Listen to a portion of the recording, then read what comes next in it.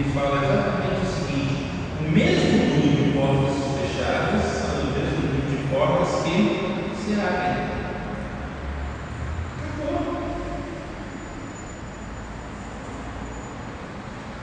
Aos olhos de Deus, aqui não tem nenhum derrotado. Aqui não tem menos mais abençoado. Aos olhos de Deus, há um amor pleno.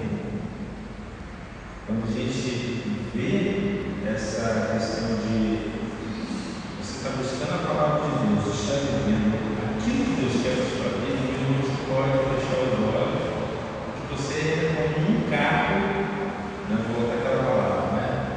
Em perfeita condição de fazer uma curva a 350 por hora para andar nem carregado, porque nele tem que estabilidade. Você pode entrar em qualquer empreitada financeira, você como se fosse decidido para você entrar, e você teria estabilidade financeira. Você pode ter quantos filhos você quiser no seu casamento, e você tem a estabilidade matrimonial. Por aí eu posso falar. Agora não. Aqui diz que o vento dispersa.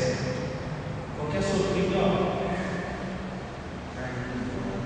significa que o próprio Deus que espalha essa coisa. E às vezes a gente fica aumentando essa história. Sabe o que acontece com a gente? A gente perde, nossa, será que é o caminho certo? Será que isso é realmente Deus? Começamos a nos questionar. Certa feita eu vi uma ilustração muito interessante de que uma esposa, um papinho, um marido, muito bonito. Aí eu falou assim: eu vou te falar com você vai pegar um copo com água, você vai botar esse copo do lado da sua cama, você vai impor a mão sobre esse copo com água e orar por esse copo com água. E toda vez que o seu marido for lugar com você, você vai pegar e vai botar essa água, vai botar na boca e vai encher, e vai deixar a boca assim.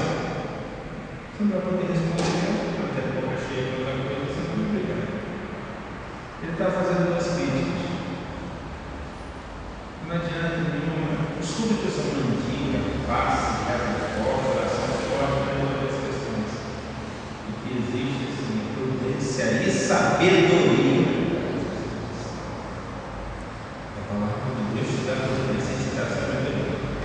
Só que, para mostrar que isso aqui está falando de igreja, isso aqui está falando do povo de Deus, a respeito da palavra de Deus, olha o versículo 5. Por isso, os perversos não prevalecerão no juízo, nem os pecadores na congregação dos justos. Isso. Pois o Senhor conhece o caminho dos justos, mas o caminho dos ímpios perecerá. Eu fiz um subtítulo aqui, né? É determinação judicial de Deus. Aqui Deus faz uma determinação judicial. E diz o seguinte: que essas pessoas que por isso perversos não prevalecerão no juízo, nem os pecadores da congregação dos justos, podem ter exaltação aqui na terra, à vontade, ser visto, ser adorado, ser seguido. Outra vez quando eu estudo de Judas, lá na congregação do Carmo, eu peguei e mandei digita o nome do cidadão aí. Eu tenho o nome do cidadão, tá? Do pastor.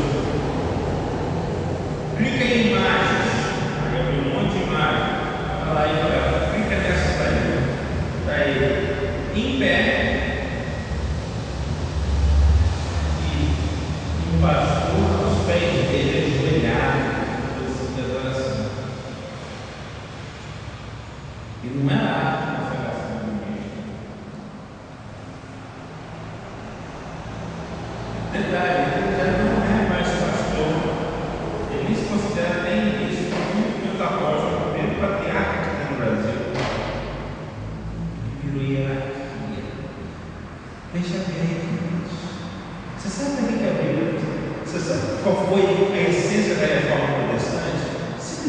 uma coisa: não existe hierarquia.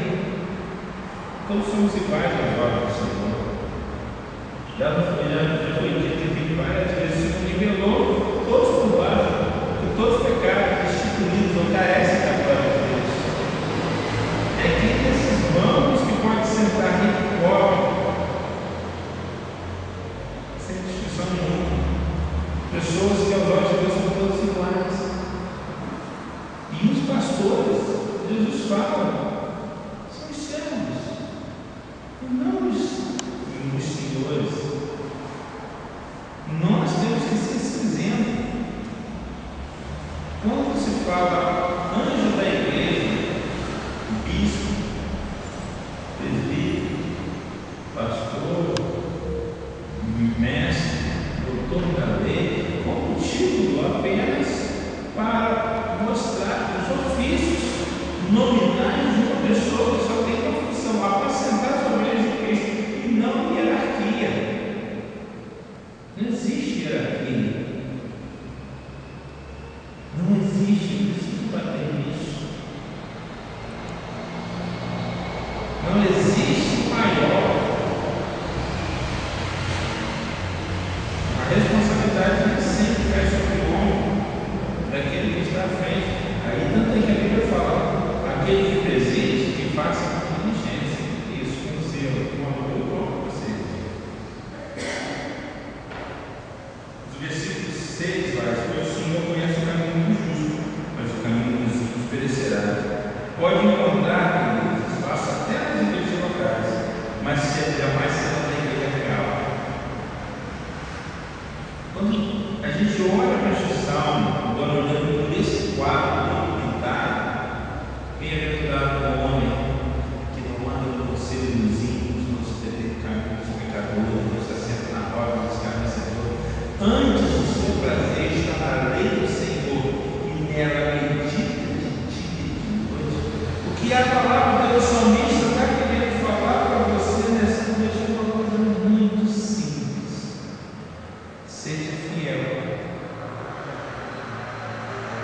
Seja fiel aos princípios de Deus. Deus tem uma felicidade para você de forma espiritual também. E eu não quero fugir do lado social, eu quero ficar firme. Deus quer que você tenha prazer em estar na presença dEle. Deus tenha anseio e ver você tendo tempo investido na leitura da palavra, tempo investido em oração. Eu não gosto muito das pessoas dizem gastar mais tempo em oração, gastar mais tempo dentro da palavra. Isso não é gastar, isso é investimento. Olha para você. Você talvez possa se falar e falar assim: não se fraco nessa área. Nessa área, procura que dentro da palavra de Deus que Deus vai te modificar. Se você já identificou qual a área que você está fraco, começa a buscar na palavra de Deus. Talvez você fale assim: mas a minha fraqueza está aqui, eu tenho dificuldade de ler a palavra de Deus. Começa a ler.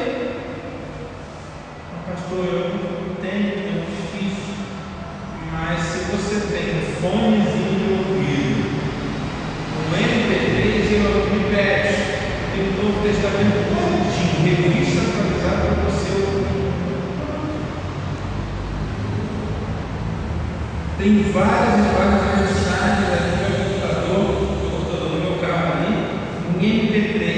Só você colocar que você vai ouvir. Beleza? É só ficar um cartãozinho. Bom demais você saber que tem à sua disposição a palavra de Deus para tocar na área da sua vida que precisa ser tocada. Olha, identificou o problema? Poxa, dá glória a Deus que você identificou o problema. Atua em todos, não tem nem tentar orar mais. Começa com uma simples oração: Senhor, me ensina a orar mais.